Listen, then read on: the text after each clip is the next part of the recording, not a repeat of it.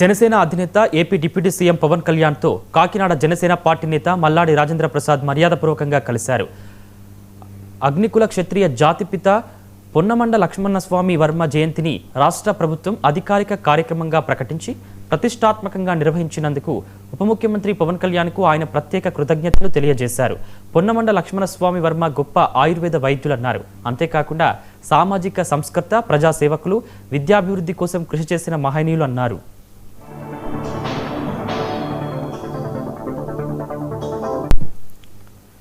అగ్నికుల క్షత్రియ సమాజ అభ్యున్నతితో పాటు సమాజంలోని వెనుకబడిన వర్గాల విద్య, సామాజిక, ఆర్థిక అభివృద్ధి కోసం పొన్నమండ లక్ష్మణస్వామి వర్మ చేసిన సేవలను, ఆయన జీవిత విశేషాలను పవన్ కళ్యాణ్తో పంచుకున్నట్లు రాజేంద్ర ప్రసాద్ తెలిపారు.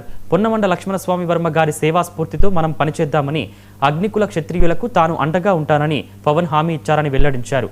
పొన్నమండ లక్ష్మణస్వామి వర్మ మునిమనవడిగా ఆయన వారసత్వాన్ని కొనసాగిస్తూ సమాజ సేవలో తాను చేస్తున్న కార్యక్రమాలను కూడా మల్లాడి రాజేంద్ర ప్రసాద్ జనసేనానికి వివరించారు. అనంతరం వర్మ చిత్రపటాన్ని, ఆయన చరిత్రను మల్లాడి రాజేంద్ర ప్రసాద్ డిప్యూటీ సీఎంకు బహూకరించారు.